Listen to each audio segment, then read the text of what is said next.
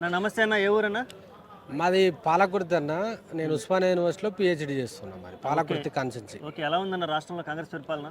కాంగ్రెస్ పరిపాలన చెప్తే ఎట్టున్నారంటే పెనం నుంచి పొయ్యిల పడ్డట్టున్నది. ఆ రోజు చక్కెర బుక్కిన చేతులు ఇలా తౌడు బుక్తున్నాయి. అంటే ఆ రోజేమో ఒడ్డు చేరే వరకేమో ఓడమల్లన అన్నారు, ఒడ్డు చేరిన తర్వాత ఏమో బోడమల్లన అంటారు ఈ దొంగలు. పరిస్థితి చాలా అగమ్య గోచరంగా ఉన్నదన్న.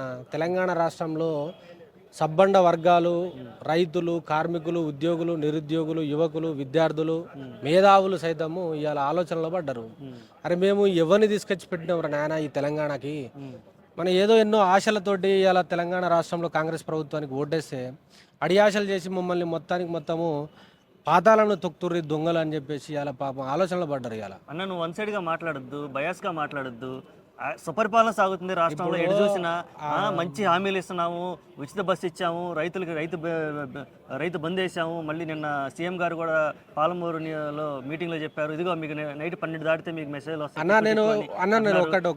మీరు ఎందుకు వ్యతిరేకంగా మాట్లాడారు? నేను ఒకటి చెప్తాను. నేను చదువుకున్నోని, నేను పీజీ గోల్డ్ మెడలిస్ట్ని, నేను పిహెచ్డి ఇప్పుడు సైకాలజీ డిపార్ట్మెంట్లో ఉన్నా with in the Osmania university. ఇదే మీ ఉజ్వల్ టీవీ, ఇదే మీ కెమెరా, ఇదే మీ లోగో. మీరే రండి, మీరే కొండారెడ్డి పల్లెకి పోదామా, రేవంత్ రెడ్డికి సంబంధించిన ఊరుకు పోదాం, అడుగుదాం. ఏ ఒక్కడైనా మేము సుఖంగా హ్యాపీగా ఈ తెలంగాణ రాష్ట్రంలో ఈ కాంగ్రెస్ ప్రభుత్వంతో మేము హ్యాపీగా ఉన్నామని చెప్పమను.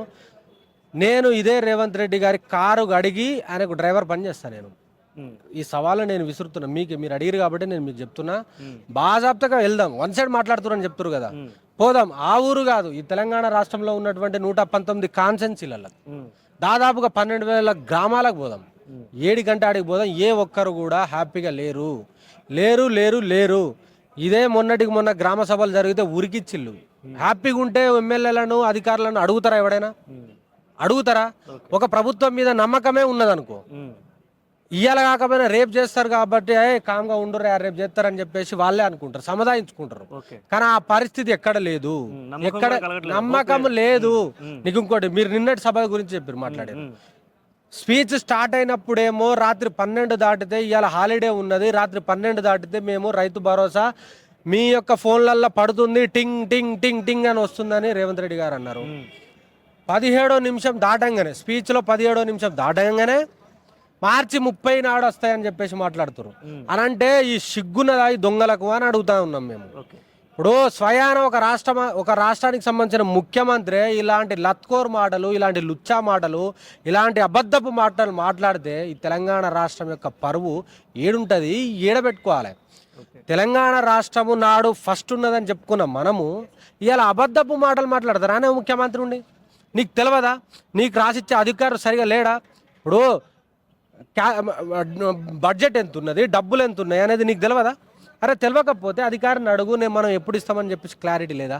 రాత్రి 12 గంటలకు పడుతుందని ఈయనే అంటాడు, అదేవిధంగా నెక్స్ట్ గంటలకు పడుతుందని ఈయనే అంటాడు. డిసెంబర్ 9 నాడు రాగానే ఫస్ట్ రుణమాఫీ అవుతుందని ఈయనే అంటాడు, ఆగస్టుకు చేస్తా అని ఈయనే అంటాడు. దేవుళ్ళ మీద ఒట్లేస్తాడు, కొండగట్ట అంజన మీద ఒట్లేస్తాడు, లక్ష్మీ నరసింహస్వామి మీద అట్లేస్తాడు, సమ్మక్క సారక్క మీద ఒట్లే అని దేవుడు అంటూ లేడు. మీకు ఒక జోక్ చెప్తాను, జోక్ కాదు ఇది, సీరియస్గా జరిగిన విషయం చెప్తా.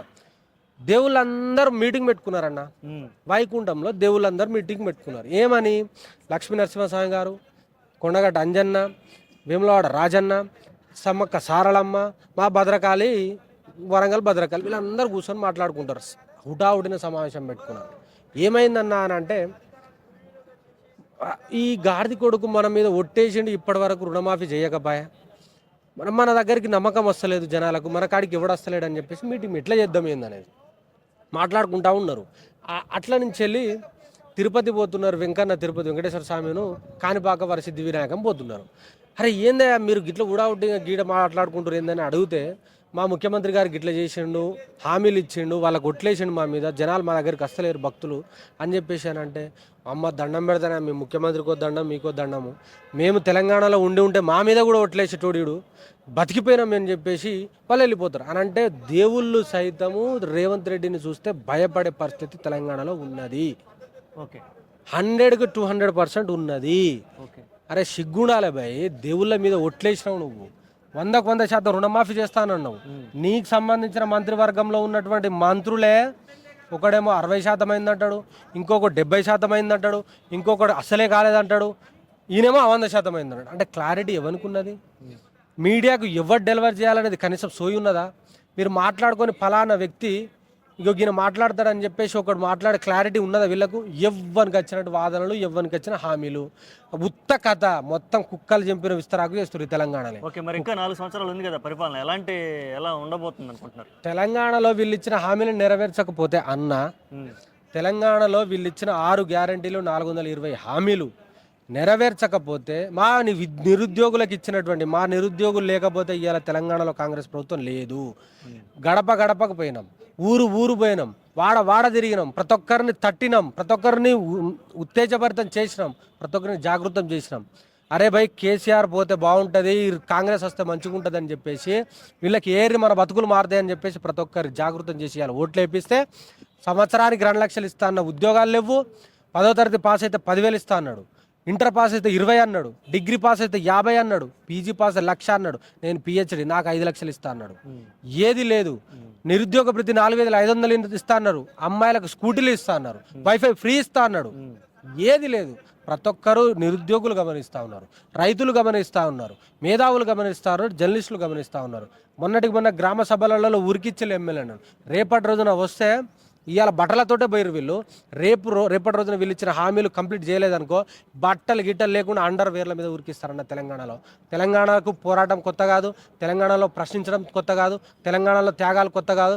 తెలంగాణ ఈ ప్రతి ఒక్కరి ఈ నేలలోనే పోరాట తత్వం ఉన్నది. ప్రతి ఒక్కరి నేలలో, ప్రతి ఒక్కరి డిఎన్ఏలో ఇవాళ పోరాట తత్వము, పోరాట పటిమ ఉన్నది. కాబట్టి 100కు 200% వీళ్ళు ఇచ్చిన హామీలు నెరవేర్చే వరకు వీళ్ళ మెడలు వంచే కార్యక్రమం రేపటి రోజున జరిగి తీరుతుంది. బంగ్లాదేశ్లో ఒక ప్రధానమంత్రిని ఉరికిస్తే పక్క దేశం పారిపోయిందన్న. తెలంగాణలో అది కొత్త కాదు. శ్రీలంకలో మంత్రులను సైతము వాళ్ళ క్యాబినెట్ల నుంచి అండర్వేర్ల మీద ఉరికించాలన్న. రేపటి రోజున ఇదే జరుగుతుంది తథ్యం. Okay, thank you so much. Thank you.